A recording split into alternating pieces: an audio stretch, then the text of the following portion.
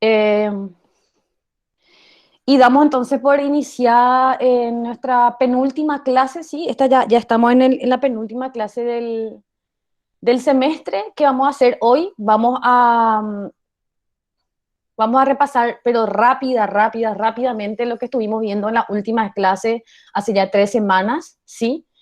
Que tenía que ver un poco con este tema del mosaico urbano. Vamos a terminar de desarrollar las áreas que aún nos faltan respecto al mosaico urbano. Y vamos a terminar la unidad 3 introduciendo de manera teórica el tema de asentamientos precarios y luego vamos a complementar eso con la charla de los arquitectos invitados que tenemos hoy. Un minutito, voy a desactivar mi cámara. Ok. Entonces esto es un poco lo que vamos a hacer hoy. Antes de eso quería repasar esto con ustedes que ya saben, que tiene que ver con las ponderaciones del proyecto educativo. Hicimos una votación, ¿sí? Me parecía que era la forma más democrática y donde yo les compartía a ustedes dos opciones, ¿sí? Y la opción que ganó era la de concentrar todo el puntaje que aún falta en el ensayo bibliográfico que están desarrollando, ¿verdad?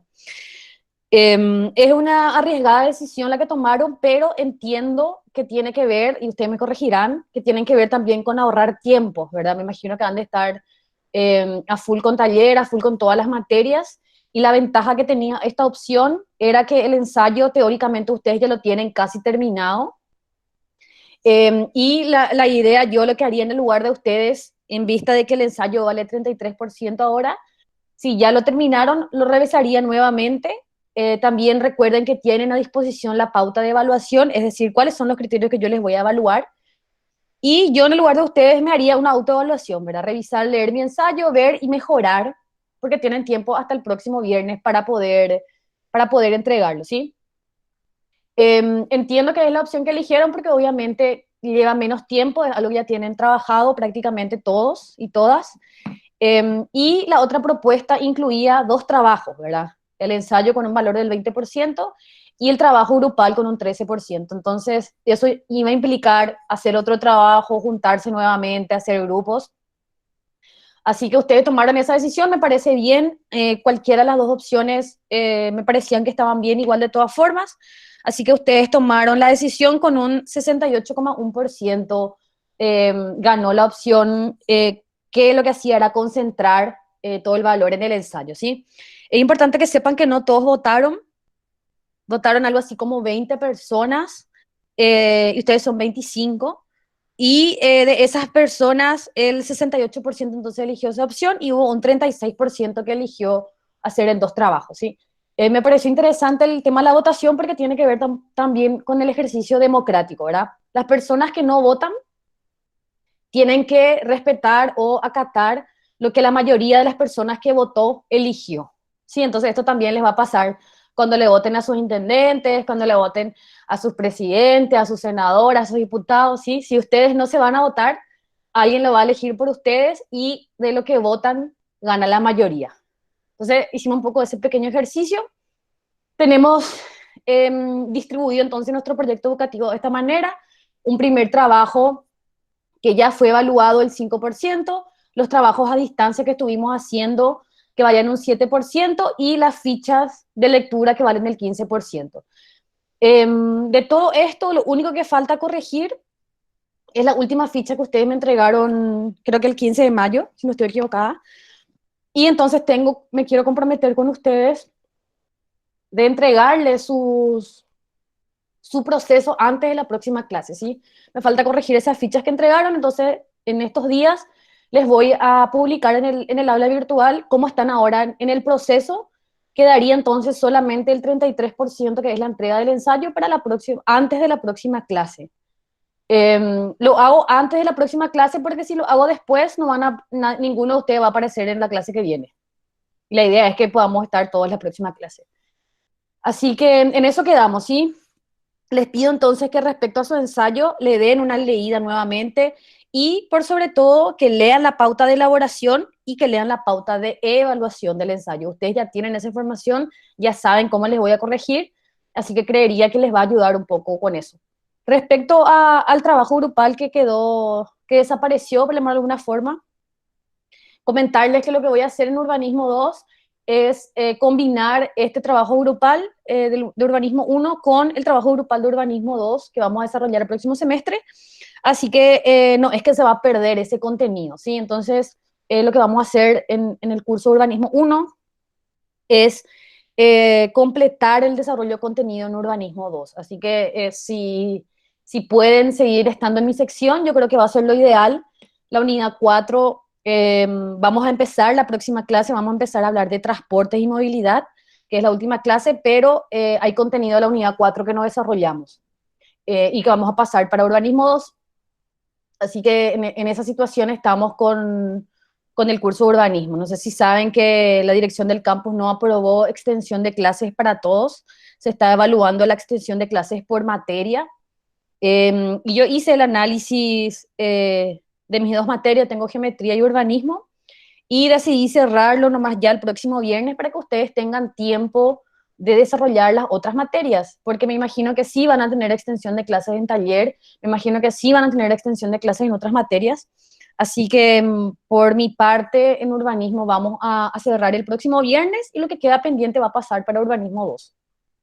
Así que eso para que vayan manejándose con eso. Y la evaluación final se va a desarrollar de manera remota, sí, de manera virtual. Tengo entendido que la universidad está evaluando hacer exámenes presenciales, ¿sí? Pero como ustedes saben, yo estoy viviendo en Asunción y no hay ninguna posibilidad de que yo me vaya a tomar un examen a Encarnación, ¿sí? Entonces, por mi parte, al menos en urbanismo, el examen va a ser virtual, ojalá oral, ¿sí? Eso tengo que definirlo con la dirección académica. Y si la universidad o la carrera nos obliga, por llamarlo de alguna forma, o nos exige que los exámenes sean presenciales, probablemente otra persona les va a tener que tomar el examen de urbanismo porque yo no me voy a poder ir, ¿verdad? Es importante también que sepan eso. Creería yo que no vamos a tener problema y que vamos a poder hacer el examen final oral. Así que ahí le voy a ir comentando eso a medida que avanza estos días, esta semana, ¿sí? Como les dije también, entre las opciones que tenían para votar, les propongo también una reunión informal, sin asistencia, sin nada, después del 12 de junio, ¿verdad? Entre el lunes 15 y el viernes 19, para que podamos juntarnos las personas interesadas, conversar sobre o sea, cómo se sucedió esta evaluación del ensayo, cuál es el proceso, y conversar, si quieren, de la figura del recuperatorio y los exámenes.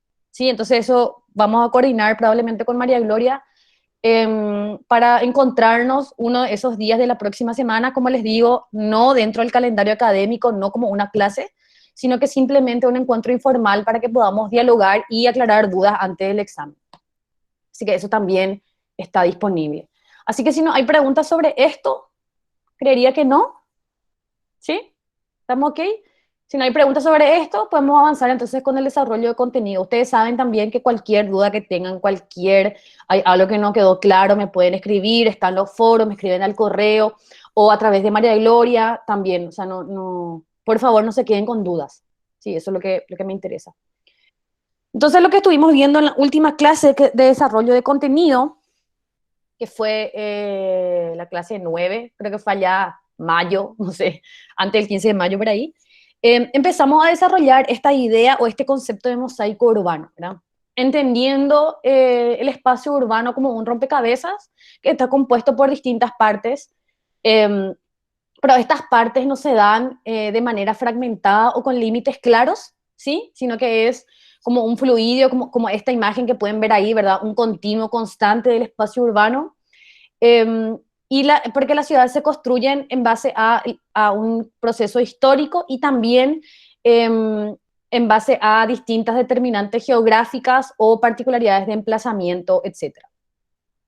Entonces lo que hace este autor, Zárate Martín, en su libro El espacio interior de la ciudad, lo que hace es tomar esta idea de mosaico urbano para empezar a separar las distintas partes de la ciudad para su estudio, ¿sí? No es que la ciudad funciona en partes separadas, sino que para poder estudiarlo se busca un poco esta idea, ¿verdad?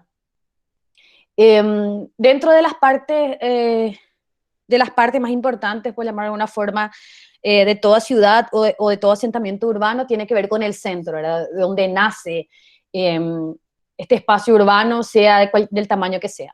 Entonces lo que estuvimos viendo en la última clase, revisando un poco las características de los centros urbanos, cómo son los centros urbanos, estos espacios de animación, de convivencia, de encuentro, de originalidad paisajística, de marco arquitectónico, finalmente un territorio significante y simbólico más allá de lo funcional. Generalmente los centros urbanos eh, expresan esta diversidad, el tiempo histórico, a excepción de Encarnación, ¿verdad? Donde el centro urbano de Encarnación no te dice en ningún lado que la ciudad tiene 400 años, pero en general, en ciudades que no sufrieron lo que sufrió Encarnación, podemos identificar en los centros urbanos los espacios más simbólicos de la ciudad, ¿verdad? De esa misma forma también es importante subrayar esta idea de que el espacio central de las ciudades generalmente es un espacio de enfrentamiento, ¿verdad? Siempre hablamos de que la ciudad es un espacio de luchas y esto se refleja de mucho más medida, en mayor medida en los centros urbanos, ¿verdad? Entonces lo que estábamos viendo era que el enfoque del centro fue cambiando, ¿sí?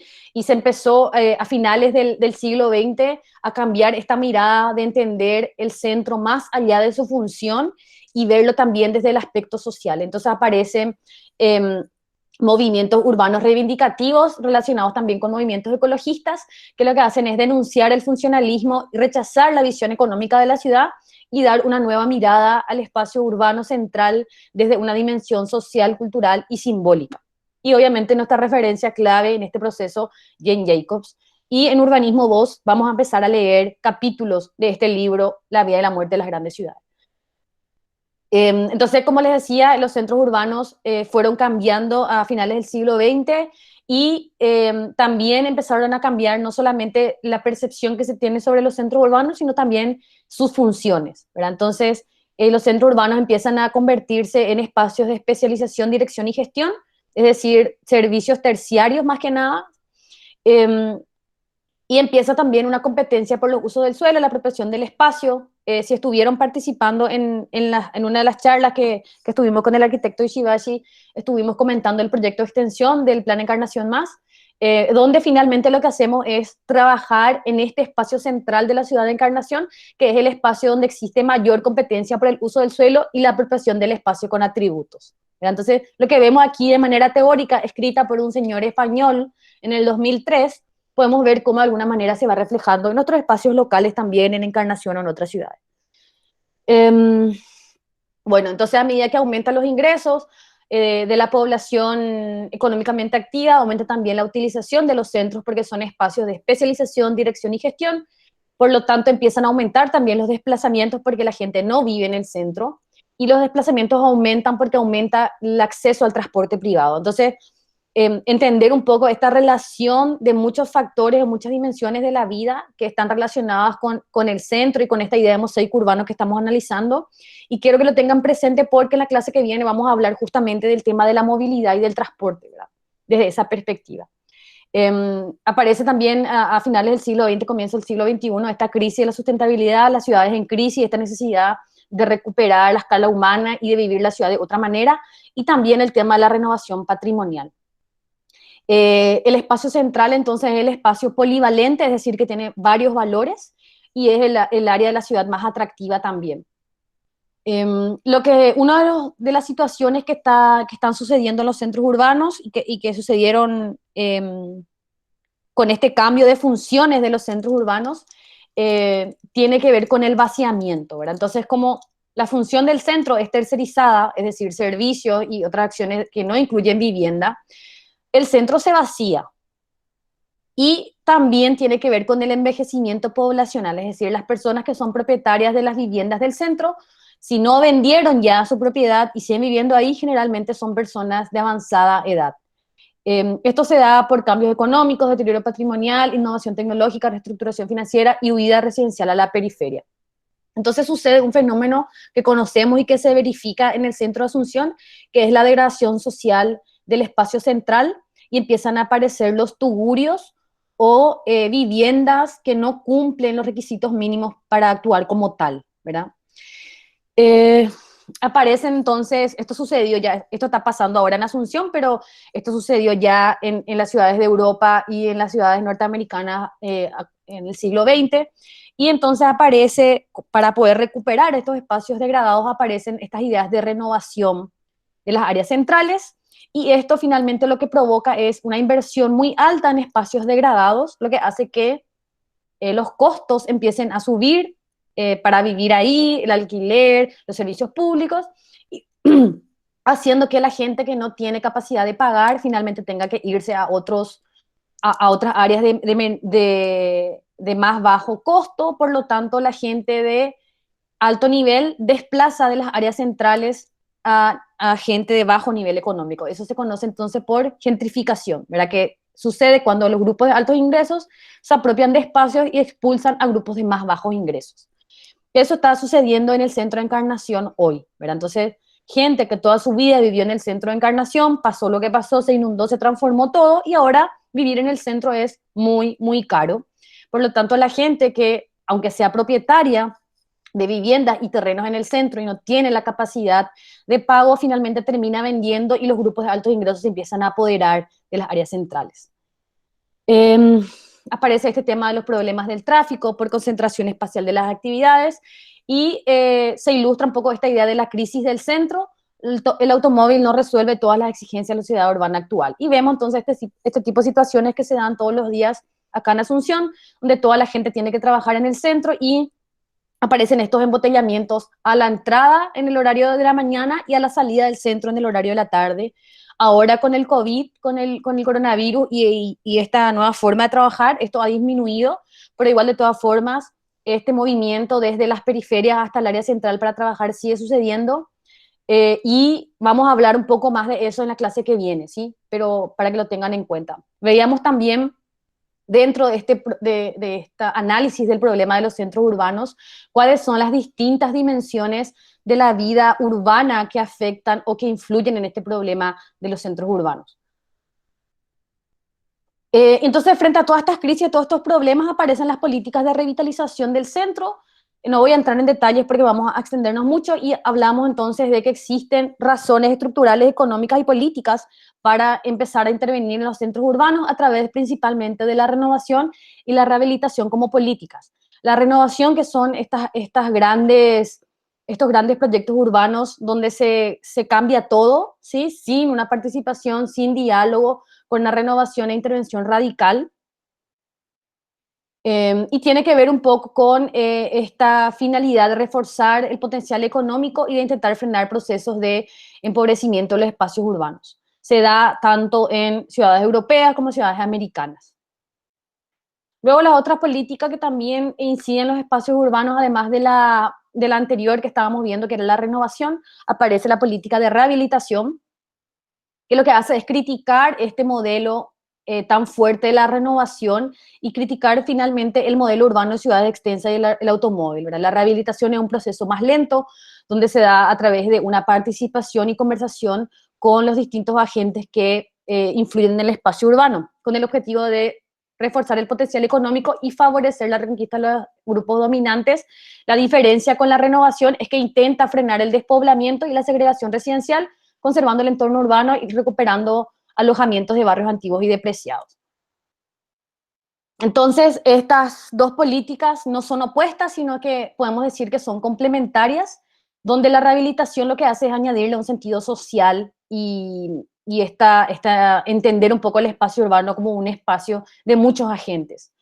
Dentro de estas dos políticas existen también formas intermedias de intervenir, vale la redundancia, el espacio central, a través, por ejemplo, de la restauración inmobiliaria, que tiene que ver más con restauración de objetos arquitectónicos concretos, ¿sí? Y también otra nueva forma de intervenir el espacio. Bueno, aquí hay un ejemplo en Santiago de una renovación patrimonial, restauración patrimonial de un edificio en el área central, que como pueden ver su estado original era decadente y esto afectaba el espacio urbano, los precios, etcétera, y la idea es recuperar este palacio para destinarlo como sede del Ministerio de las Artes y las Culturas.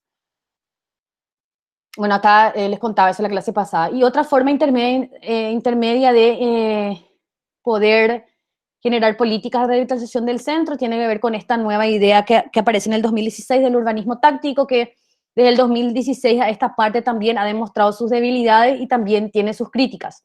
Lo que busca el urbanismo táctico es generar acciones de corto plazo que busquen un cambio de largo plazo en la forma de habitar la ciudad, ¿verdad? Entonces aparece este concepto de urbanismo táctico que es criticado de alguna manera, pero lo que busca es acciones cortas que generen impactos a largo plazo. Siguiendo con el tema de las áreas centrales, podemos diferenciar en las áreas centrales también distintos espacios, áreas centrales que se encuentran más integradas, donde son como las áreas centrales del centro, ¿verdad? Las áreas más dinámicas, animadas, frecuentadas. Eh, Existen también en las áreas centrales espacios en vías de integración, que son áreas que en algún momento fueron centrales o muy activas y que finalmente fueron perdiendo estas actividades pasadas, pero conservan cierto valor de uso local y mantienen vida social activa. Y luego tenemos otros dos tipos de espacios centrales, espacios en espera, que son residuos de la Organización Espacial de Antiguos Modos de Producción, están entre la desvalorización y la revalorización, y los espacios vigilados, que son áreas del centro que ya están totalmente degradadas y marginales. Eh, y bueno, la idea es hablar un poco también hoy en la charla sobre estas ideas de espacios centrales degradados y que se convierten finalmente en espacios vigilados. En estos últimos dos espacios, las áreas centrales, los espacios en espera y los espacios vigilados, son necesarias las inversiones para revalorizar, pero estas desbordan las posibilidades financieras de capital y actores locales, y la mano, perdón, el capital privado no llega porque los intereses inmobiliarios no están atraídos. Entonces, generalmente, la inversión en las áreas centrales muy degradadas, que son estas últimas dos, se dan desde el Estado, ¿verdad? Porque no hay intereses del sector privado. Pasamos entonces a otro tipo de áreas que forman este mosaico urbano. Terminamos aquí con las áreas centrales y pasamos a las zonas de transición o pericentro, que son las áreas que están entre el centro histórico de la ciudad y las áreas residenciales. Se ubican entonces entre ellas las áreas de transición o pericentro. Finalmente son áreas que todavía participan en la animación y la vida económica del centro, pero no forman parte del centro, ni tampoco no forman parte de las áreas residenciales. Existe una gran diversidad de usos, tienen grandes ventajas por la proximidad del centro, pero no tiene sus inconvenientes. Se beneficia de la expansión de las actividades terciarias del centro.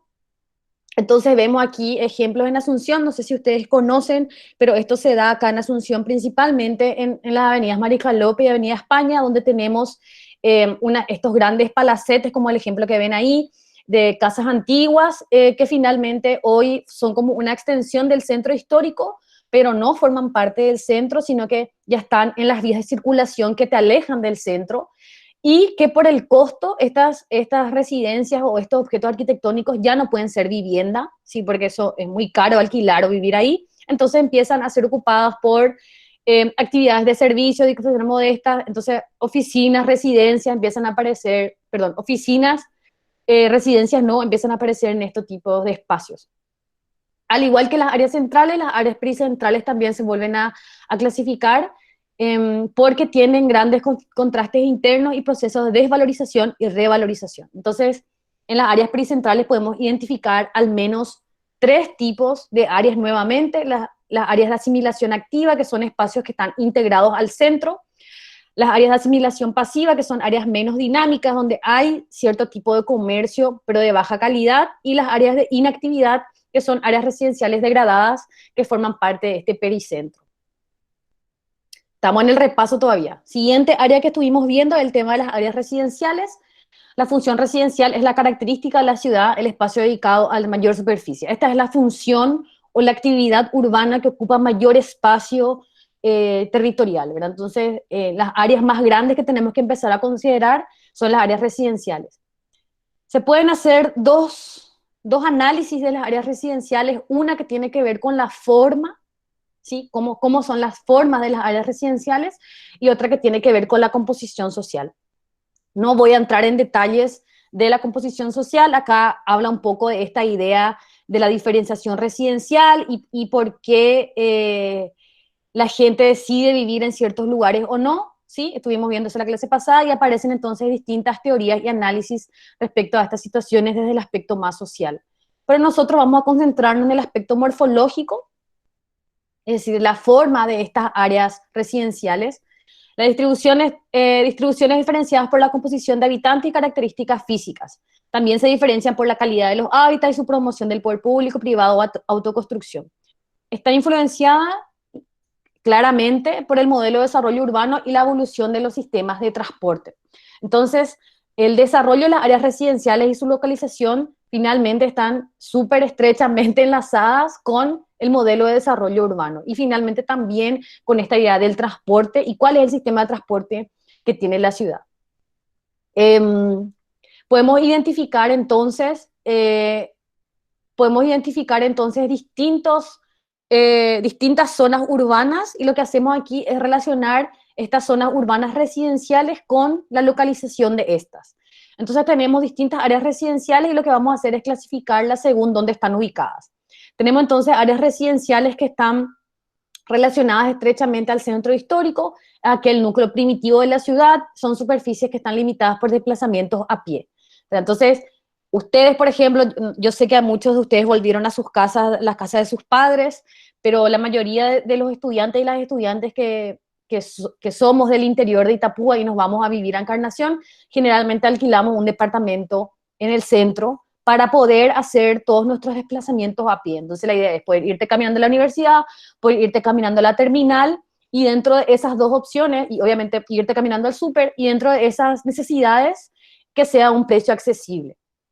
¿Verdad? Entonces podemos decir también que en las áreas centrales o los centros históricos existen áreas residenciales y que finalmente esto está condicionado por la necesidad de desplazarnos a pie.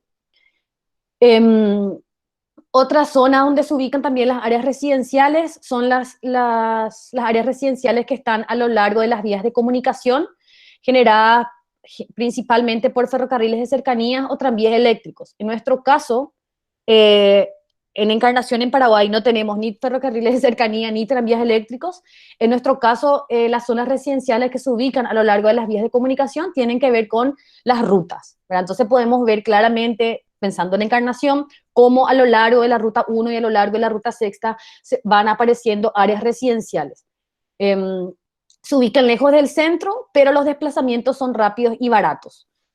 Y luego el suelo junto a otras arterias se va urbanizando rápidamente por proximidad y se empieza a elevar la densidad. El problema de esto es que la ciudad crece en base al transporte y generalmente el transporte no se piensa en base a la ciudad. Entonces, cuando se diseñó la ruta 1 y se diseñó la ruta sexta, no había ninguna idea y ninguna intención de cómo esas rutas iban a afectar el desarrollo urbano, ¿verdad? Cómo la gente se iba a empezar a ir a vivir a esos lugares y finalmente cómo por la ubicación de estas rutas hacemos que la ciudad sea cada vez más extensa. Otras zonas donde se ubican también las áreas residenciales son las zonas suburbanas, que son zonas residenciales más extensas, están integradas por asentamientos que surgen en periferias, intersticios urbanos en vías de acceso, ¿verdad? Prolongando esta trama urbana en forma de mancha de aceite, ¿verdad? Entonces son estos ejemplos que tenemos allí arriba. Esto se da muchísimo en ciudades de Estados Unidos, ¿verdad? Así como grandes barrios solamente de vivienda que están re alejados del centro, y aparece esta idea de área suburbana porque aumenta la demanda del suelo urbano, aumenta el uso del auto, aumenta el desarrollo del transporte colectivo y la descentralización de los puestos de trabajo.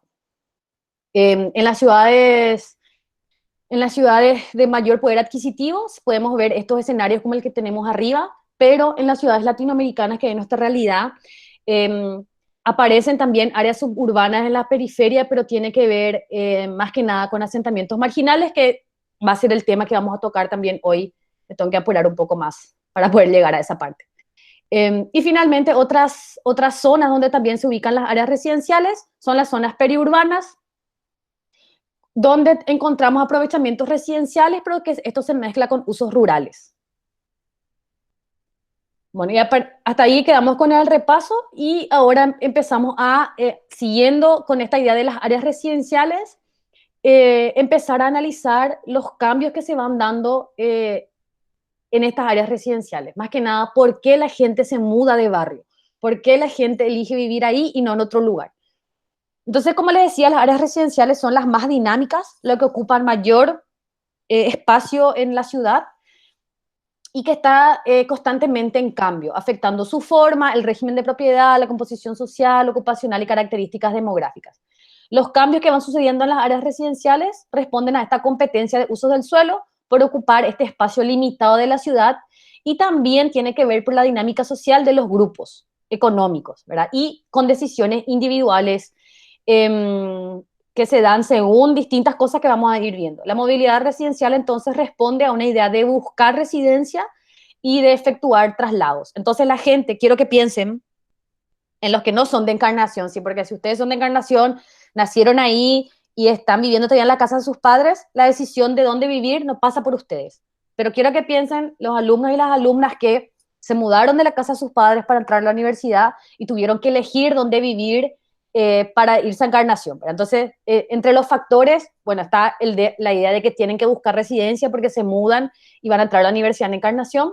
Y también aparece esta idea de qué tan lejos es de la universidad, qué tan lejos me queda del supermercado y cómo me voy a mover desde mi casa hasta la universidad. Entonces, eso empiezan a aparecer distintos factores que determinan el por qué la gente se elige mudar en cierto lugar. Respecto a la valoración residencial, es decir, ¿qué valora un grupo humano, ¿sí? Sea el grupo humano que sea, qué valora o qué considera como condicionante para mudarse? Eso es lo que vamos a ver ahora. El primer factor que podemos analizar es el estatus socioeconómico, el nivel socioeconómico de este grupo humano. ¿Qué pasa si consideramos el estatus socioeconómico? Las personas de renta y de nivel de instrucción semejantes tienden a vivir juntos, debido a que favorece relaciones entre iguales y la reproducción del estatus a través de contactos personales y culturización. Entonces vemos que la gente de cierto nivel socioeconómico siempre busca vivir cerca de grupos humanos que sean parecidos. Otra consideración que podemos analizar para la valoración residencial tiene que ver con el modo de vida, cómo viven las personas y también tiene que ver con la composición familiar, ¿verdad? No es lo mismo la vida de un arquitecto o una arquitecta que la vida de un futbolista, ¿verdad? Entonces, ¿cómo vive? Tampoco es lo mismo una familia que está conformada por dos personas que una familia que está conformada por dos adultos, tres niños, un perro, un gato, etcétera, etcétera. Entonces, dentro de estas dos condicionantes, el modo de vida y la composición familiar, lo que consideramos es que los comportamientos profesionales o consumistas valoran más el centro, por las ventajas de proximidad, mientras que los comportamientos familistas, centrados en el hogar y el cuidado de los niños, priman en localizaciones suburbanas. Entonces podemos ver que las personas que son profesionales y que les gustan las ventajas del centro, porque pueden salir, porque hay más vida de ciudad, vida nocturna, lo que sea, favorecen o buscan estas ventajas de la proximidad. Sin embargo, las familias que son grandes, que tienen niños, que están más concentrados, que quieren patio, buscan localizar su área residencial o su residencia en localizaciones suburbanas. Otro factor que también incide en esta decisión de dónde me mudo o cómo me mudo tiene que ver con el estadio del ciclo de vida, ¿verdad? Entonces, si analizamos la composición familiar y el estadio del ciclo de vida, podemos entender que hay una relación con el ciclo de vida dentro de la familia. Las parejas jóvenes sin hijos tienen decisiones diferentes a los jubilados que están solos y una vez desintegrada su familia, ¿verdad? Lo mismo los matrimonios con hijos, como decíamos, ¿verdad? Prefieren las áreas suburbanas por la calidad ambiental, el entorno, etc. Entonces, hay distintas condicionantes que hacen que las personas elijan un lugar u otro de residencia. Todo esto que estamos analizando, todo esto que estamos comentando, no aplica para los grupos sociales marginales. Es decir, todo esto que estamos hablando del estatus socioeconómico, del modo de vida, de la composición familiar, del estadio de ciclo de vida, cómo las personas eligen dónde vivir, no aplica para las personas o los grupos sociales que no pueden elegir, porque no tienen recursos económicos. Nosotros, yo voy a hablar por mí, yo sí puedo elegir dónde vivir porque tengo el capital económico para poder hacerlo, ¿verdad? Pero las personas que no lo tienen no pueden elegir y viven donde pueden. Están entonces, las familias que no tienen capacidad de pago están condenados a vivir en los guetos que forman los verdaderos slums o asentamientos precarios.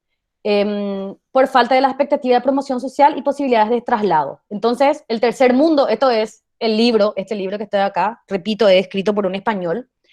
Cuando él habla del tercer mundo, Latinoamérica, ¿sí? Y África. Entonces, asimismo, en el tercer mundo, la vivienda es proporcionada por autoconstrucción o el sector informal de economía en asentamientos marginales, que es lo que vamos a ver en breve, en unos minutos más. Espéreme un ratito, voy a contestarle al arquitecto González Mer lo que me escribió, para no dejarle en bola a nuestro invitado. Espéreme un minutito.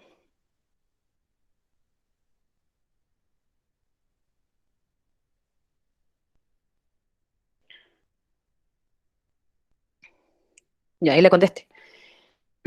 Entonces, como veíamos, estas opciones de elegir dónde vivir no están accesibles para aquellos que no lo pueden pagar, ¿verdad?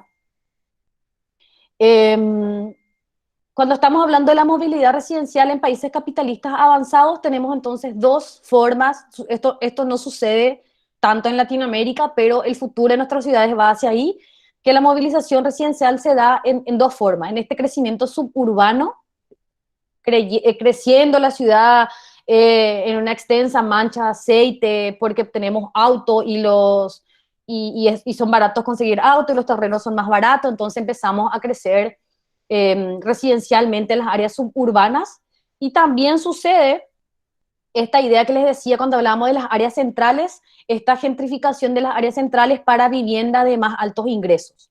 Y los principales actores, esto se da mucho en Estados Unidos y en Europa, es que los jóvenes de modo de vida urbana, segmentos de clase media, de nivel de instrucción elevado, que trabajan y se divierten en el centro, empiezan a querer instalarse a vivir ahí, por lo tanto empiezan a generar conflictos con los antiguos residentes y empiezan a expulsar a la gente que ya vivía ahí, ¿verdad? Entonces ahí le tenemos una imagen de esta señora que está ahí abajo, que dice muerte a los hipsters, ¿verdad? Los hipsters son jóvenes de clase media, con alto nivel cultural, etcétera. Entonces ella, que es residente del centro, dice muerte a los hipsters. ¿Por qué? Porque ellos le vienen a sacar su espacio en áreas centrales, ¿verdad?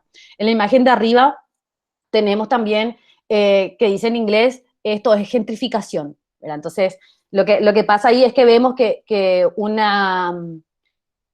un edificio que está totalmente deteriorado probablemente va a ser demolido y se va a construir otra cosa, entonces la gente en protesta escribe eso ahí, ¿verdad? Que esto es gentrificación.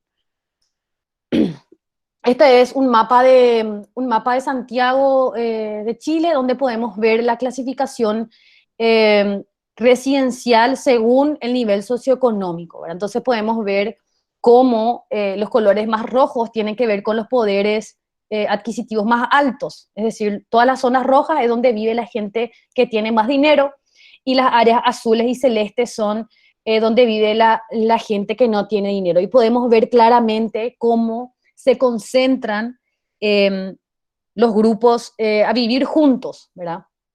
Y aparece esta idea de segregación residencial. ¿Qué es lo que quiere decir segregación residencial? Quiere decir separar las áreas donde vivimos en base al nivel socioeconómico. Afortunadamente en Paraguay no pasa todavía esto en esta escala. En Santiago sucedió esto porque en la dictadura lo que hizo el dictador fue moverle a toda la gente pobre que vivía en esa gran área roja que ven ahí, que se llama el cono de alta renta. Lo que hizo, se le llama ahora el cono de alta renta, lo que hizo el dictador entonces fue moverle, expulsarle a toda la gente pobre que vivía en este lugar y los mandó al sur de Santiago, donde están todas las áreas azules al sur. ¿Sí? Entonces, a punta de armas, ¿sí? Violando todos sus derechos y, y esta idea de poder vivir en el centro, lo que hace la dictadura es expulsar a la gente pobre a la periferia, por lo tanto empieza a ser exclusiva las áreas centrales para la gente que tiene dinero. Entonces esto provoca, vamos a hablar de eso más en Urbanismo 2, pero esto provoca también efectos negativos en las personas vivir tan separado, es decir, que haya segregación residencial tan alta como es en Santiago en este caso, es muy mala para la cohesión social, ¿sí? Y por lo tanto nosotros como país que todavía no llegamos a este nivel, tenemos que empezar a analizar esto porque también podemos ser víctimas de estos efectos negativos. Entonces, con eso podemos terminar el tema de las áreas residenciales, ¿verdad? Más que nada lo que me interesa es analizar un poco los porqués de por qué la gente se mueve a vivir en ciertos lugares. Otras áreas que también conforman el mosaico urbano son las áreas, las áreas industriales, que pasaron de una concentración en la revolución industrial a una descentralización a finales del siglo XX, comienzo del siglo XXI. Cuando empezó la revolución industrial, las áreas industriales se ubicaban donde estaba la gente, que eran las áreas centrales, y empieza a mezclarse esta vida más residencial, de otra escala, con el desarrollo industrial, provocando contaminación, enfermedades, muerte, etc. Y aparece entonces en el siglo XIX, investiguen un poco de esto si les interesa, la idea del higienismo, ¿verdad? Entonces, el plan Haussmann en París y otros planes también en España vienen un poco de esta idea de limpiar las áreas centrales que fueron contaminadas con las áreas industriales. Y la industria lo que hace es situarse en la ciudad o próxima a la ciudad porque tiene ventajas para su desarrollo. ¿Qué es lo que le interesa a las áreas industriales? ¿Dónde se ubica una área industrial?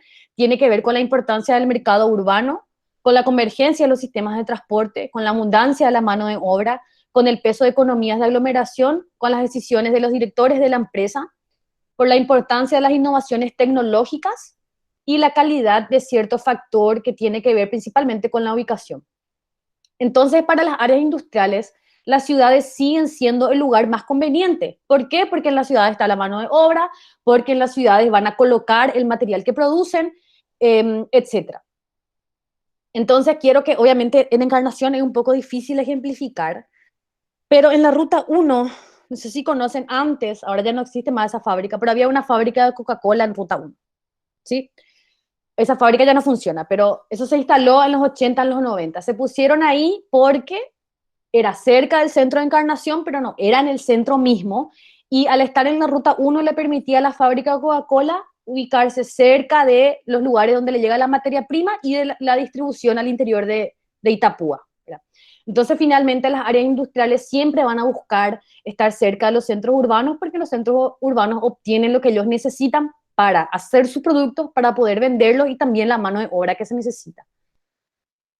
Pero ¿qué está pasando? El modelo actual de producción industrial, que está derivado de la renovación tecnológica, propicia una descentralización y dispersión de las operaciones rutinarias y de escasa cualificación. Empiezan a cerrarse instalaciones y se empiezan a trasladar otras a pequeñas ciudades sin tradición industrial y asentamientos rurales. Entonces, como el modelo de desarrollo industrial también cambió, es decir, no estamos hablando, cuando estamos hablando de industrias, no estamos hablando solamente de edificios arquitectónicos que tienen una chimenea y empieza a salir el humo, ¿verdad? Pero cuando uno se imagina industria, se imagina algo así, ¿verdad?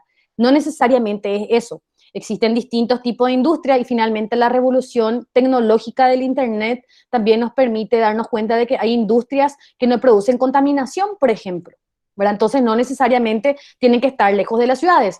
O hay industrias que no tienen que estar cerca de las ciudades porque no necesitan personas y es mejor que se ubiquen cerca de ciudades pequeñas o en asentamientos rurales. Entonces también toda esta idea de las áreas industriales también está cambiando por cómo se desarrolla la tecnología.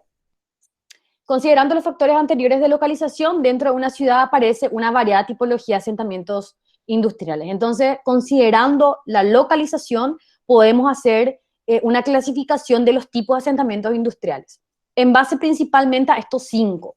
Estamos hablando de asentamientos industriales que están al borde del agua, asentamientos industriales que están en relación a las ferrovías, ¿sí? Al ferrocarril se existe, los asentamientos industriales que están en relación a la carretera, esto es lo que se da más en Paraguay, los asentamientos industriales planificados y los asentamientos industriales llamados hoteles industriales.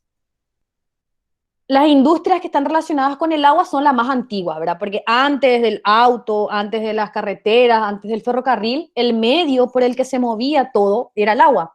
Entonces, si ustedes investigan, se van a dar cuenta que antes, por ejemplo, en el río Paraná, imagínense, la industria de la madera, ¿verdad? Entonces, había toda una economía relacionada a la industria de la madera, pero no existían rutas para poder sacar la madera de Itapúa, ¿verdad? Entonces se hacía todo el desmonte, los rollos, y se trasladaba todas esas maderas, eso, en el río.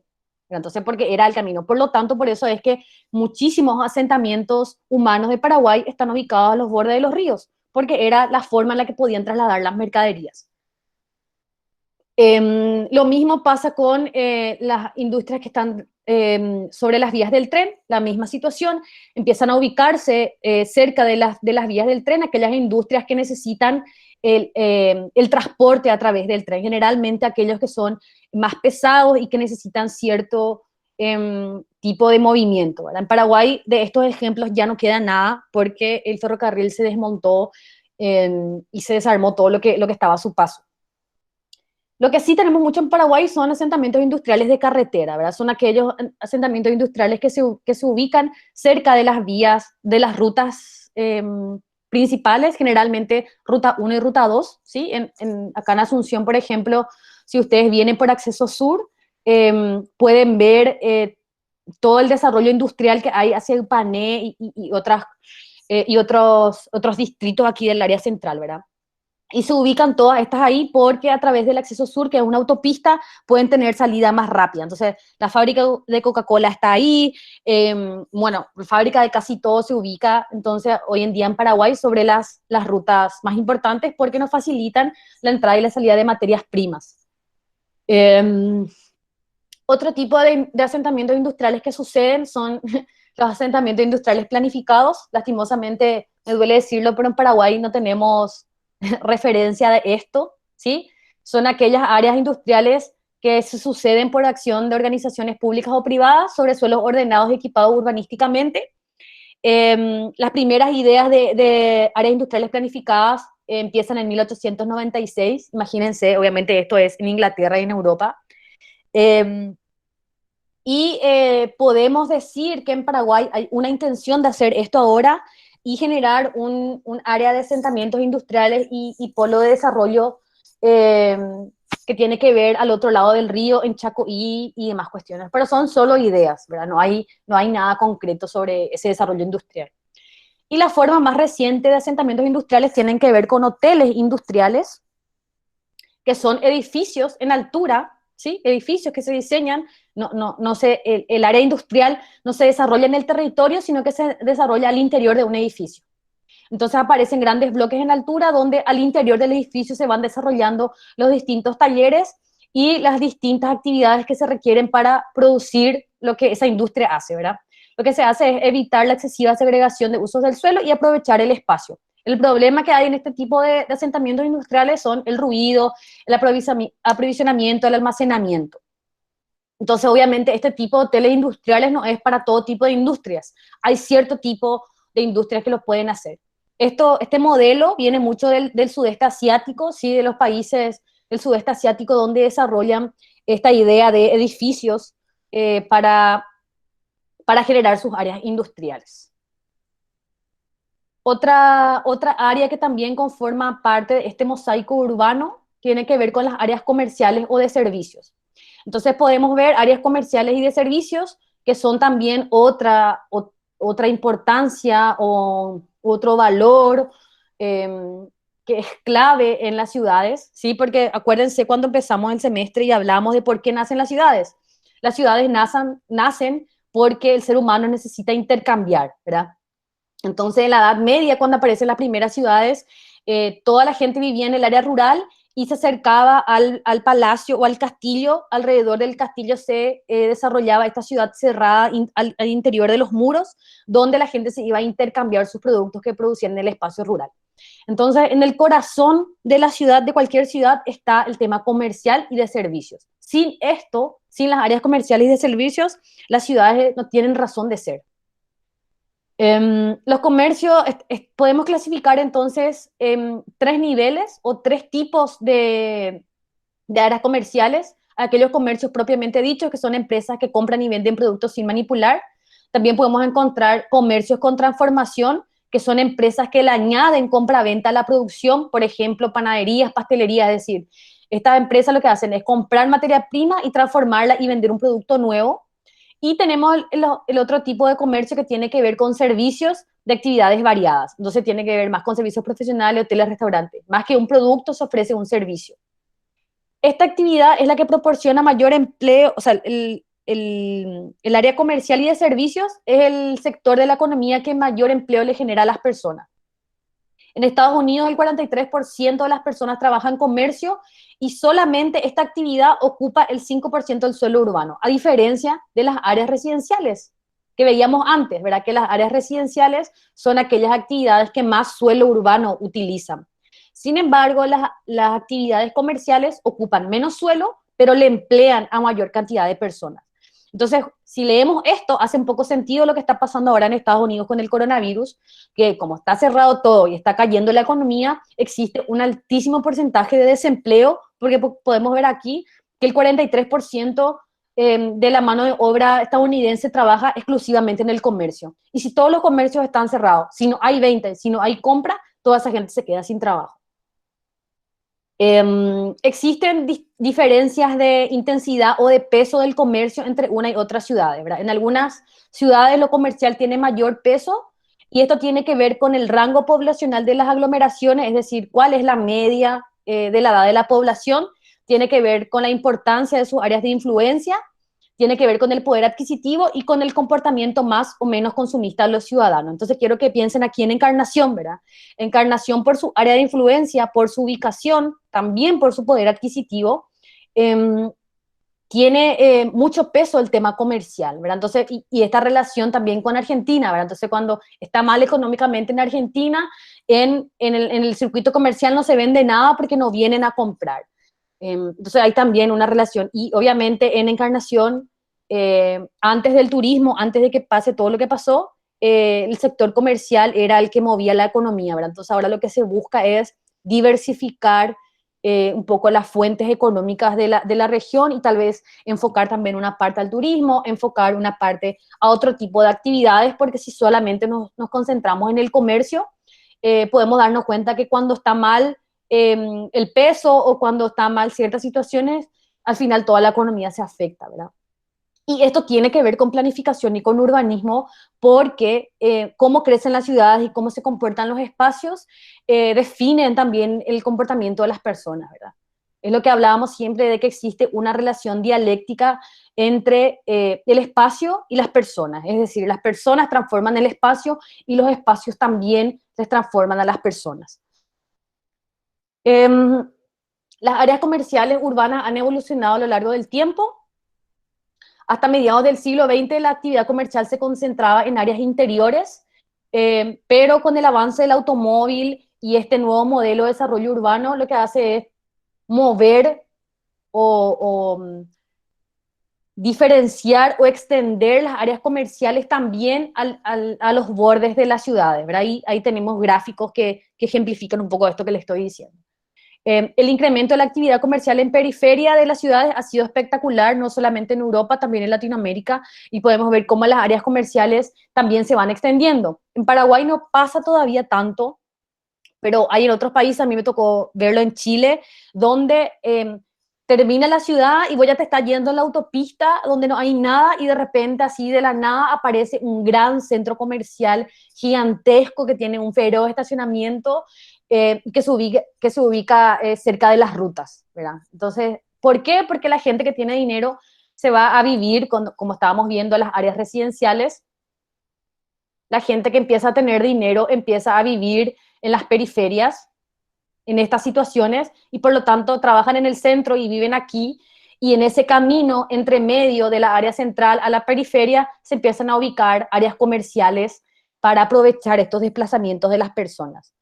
En los últimos años se ha recuperado la actividad comercial de las áreas interiores y se busca el resurgimiento de los comercios pequeños, resultado del resurgimiento de la ventaja de la centralidad. Y esto tiene que ver, recuerden, esto fue escrito en el 2003. Esto tiene que ver también un poco con lo que está pasando con el coronavirus, ¿verdad? Esta necesidad de volver a la escala pequeña, ¿verdad? De darte cuenta de que no tenés que irte al Super 6 feroz que está en Irrazábal o al Super 6 feroz que está en Ruta 1 para hacer todas tus compras, sino que había sido que podés comprarle también a tu vecina que está ahí a una cuadra que tiene su almacén, porque con el coronavirus ya no nos conviene más irnos al supermercado porque le vamos a encontrar ahí a todo el mundo, ¿verdad? Entonces, se está repensando también esta idea de la centralidad y cómo el comercio pequeño a pequeña escala de barrio, ¿sí? De los vecinos, esta actividad que como se daba antes. No sé si a ustedes les tocó irse al almacén y llevar la libreta. Yo creo que ustedes son muy jóvenes, ¿verdad? Pero cuando yo era chica, no sé si les tocó vivir, pero uno tenía el almacén vecino y en el almacén había una libreta, había un cuadernito, ¿verdad? Entonces ahí se anotaba todo y a fin de mes se pagaba, ¿verdad? Ahí contaba. Entonces también ese tipo de cosas eh, que ahora se están perdiendo, ¿verdad? Porque ahora vos te vas a un feroz supermercado a comprar gigantesco, ¿verdad? Y se pierde un poco, ¿viste? Ahí Ulises, por ejemplo, cuenta que hasta ahora, pero eso pasa porque nosotros vivimos en un país donde todo esto se da de manera más lenta, ¿sí? Esto estamos hablando de Europa y cómo sucede ahí. Entonces, esas cosas tenemos que seguir conservando, ¿verdad? Esta escala, irte al vecino, ayudarle, comprarle a él en vez de comprarle al feroz supermercado, ¿verdad? Ustedes también al final to- todavía seguimos un poco con esa costumbre de irnos al almacén, anotar la libreta, ¿verdad? Entonces, son cosas que en estos países de primer mundo ya se perdieron completamente, ¿verdad? Yo creo que no vamos a poder terminar lo que teníamos para hoy. Voy a terminar en áreas comerciales y voy a dejar hasta ahí para que en la clase que viene podamos terminar. También, así como las áreas comerciales han evolucionado, ¿sí? También en la bibliografía se puede identificar cuál es el camino o los tipos de muerte que se dan en las áreas comerciales, ¿verdad? Entonces, en 1963, un estadounidense ya empezó a escribir los posibles tipos de muerte comercial. Un tipo de muerte comercial tiene que ver con una muerte económica, ¿verdad? Entonces, se pierde clientes porque no es competitivo, porque se modifica la capacidad económica. Eso está pasando ahora con los comercios que cerraron por el coronavirus, ¿verdad? No sé, venta de ropa, maquillaje, cosa que ahora ya no, ¿verdad? Entonces, existe una pérdida o una muerte económica porque empiezan a aparecer locales vacíos y cambios en la naturaleza de las mercancías, desaparición de establecimientos, etcétera. Otro tipo de muerte que se puede dar es la muerte física, es decir, el envejecimiento de los edificios por deterioro material y los clientes dejan de frecuentarlo. Entonces, como el espacio donde se desarrolla lo comercial ya es tan feo que la gente deja de irse porque es desastre. Otro tipo de muerte que se puede dar en las áreas comerciales tienen que ver con la friccionalidad que deriva del descenso de categoría social de población del entorno, aparición de comportamientos desviados, deterioro del material de edificio, dificultades de acceso a causa de embotellamiento, etcétera. Y finalmente, un tipo de muerte comercial que tiene que ver con lo funcional, que los establecimientos son incapaces de realizar esfuerzos para asimilar los cambios tecnológicos. Estos son, por ejemplo, los que imprimen las boletas de la factura. Entonces, esta gente, las gráficas que se dedicaban y que tenían toda su actividad comercial relacionada a la gente que emitía factura y que cada vez que yo emito una factura me tenía que ir a mandar a hacer mi boleta, ahora ya no lo tengo que hacer porque existe factura virtual, ¿verdad? Entonces, estos establecimientos van a empezar a morir porque son incapaces de poder asimilar los cambios tecnológicos, ¿sí? Entonces, ¿qué hizo la gente acá en Paraguay? No sé si vieron, lo de las gráficas se hicieron una manifestación para que no haya más factura virtual. Absurdo, ¿verdad? Porque la tecnología avanza y el desarrollo comercial también tiene que ir con la mano de la tecnología. Así como hay tipos de muerte de las áreas comerciales, también se desarrolla un ciclo de vida de las áreas comerciales. Entonces, nacen las áreas comerciales que tienen que ver con un periodo de creación, las actividades comerciales se desenvuelven con normalidad, empieza a aparecer la expansión, es decir, prosperan las áreas industriales, el éxito inicial de los primeros establecimientos atraen a más establecimientos y aparecen nuevas funciones y se amplían las áreas de servicios. Comienza la ruina, es decir, la decadencia del área comercial, se empieza a estancar el comercio, no se añaden nuevas funciones, nuevos establecimientos, solamente se cambian actividades. Y finalmente se empieza a reemplazar las funciones, se abandona y se deteriora físicamente estas áreas comerciales y se empiezan a convertir en agrupaciones marginales que atraen pocos clientes. El problema fundamental es tratar de evitar la ruina a toda costa, por lo que son frecuentes los intentos de renovación, ¿verdad? Entonces se pueden dar cuenta que aunque estemos hablando de áreas comerciales, incide muchísimo la cuestión espacial, ¿verdad? ¿Cómo son estos espacios? ¿Cómo están relacionadas estas áreas comerciales con otro tipo de actividades que estamos dando en la ciudad? Entonces, si estamos diciendo que las ciudades no pueden vivir sin comercio y que la función de una ciudad es eminentemente comercial, así nacen las ciudades, tenemos nosotros, los arquitectos y urbanistas, empezar a entender cómo se desarrolla la economía a partir del comercio, ¿verdad? Para que nuestra arquitectura y nuestro urbanismo respondan a las necesidades de este sector de la economía del cual depende la ciudad, ¿verdad? Entonces, en Encarnación nos falta aprender muchísimo sobre el comercio para que Encarnación no pierda ese rol que tenía, que estaba relacionada con las áreas comerciales, ¿verdad? Y como evidentemente no sabemos un huevo de áreas comerciales en Encarnación, se construye el circuito comercial, que es una reverenda, ahí no me voy a dejar, porque no hay un estudio más allá de las áreas comerciales y todo lo que se podía haber hecho en ese momento, ¿verdad? Como les decía, voy a dejar hasta ahí para que podamos pasar a la charla. Solamente les voy a adelantar en lo que vamos a terminar de ver la clase que viene. Estuvimos entonces viendo, lo que estamos haciendo es ver esta idea del mosaico urbano. Estábamos viendo las áreas centrales, luego vimos las áreas residenciales, las áreas industriales, las áreas comerciales, y hasta ahí nos quedamos hoy. Y lo que vamos a ver en la clase que viene son otro tipo de servicios urbanos que también aparecen, además de lo que ya vimos, ¿verdad? ¿Cuáles son la importancia de otro tipo de servicios urbanos? Y vamos a hablar aquí también de los espacios públicos, de las áreas verdes, etcétera.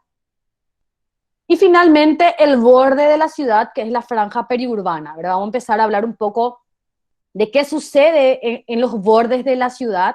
Y finalmente esto es muy importante porque en Paraguay esto es lo que tenemos, ¿verdad? Franja periurbana muchísimo.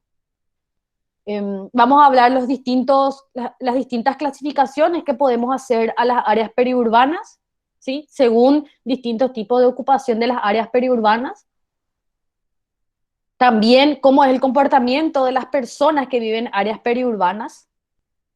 Y finalmente vamos a cerrar un poco esta idea del mosaico urbano hablando de, uno, cuál es el modelo de difusión de ciudad que queremos, ¿verdad? Cómo las áreas urbanas se están extendiendo de manera incansable, y finalmente, cuál es el modelo urbano o qué es lo que necesitamos como país, ¿verdad?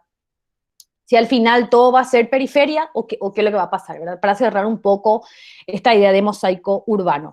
Y lo que quería hablarles hoy, pero ya no nos da el tiempo, es terminar la unidad 3 con este tema que a mí particularmente me interesa mucho, y así como les decía a sus compañeros que estuvieron conmigo el año pasado en Urbanismo 1, estos son temas que antes no se tocaban, ¿verdad? Estos son temas que antes no se hablaban en la universidad y nos formaban a nosotros solamente para hacer edificios para gente que tiene plata.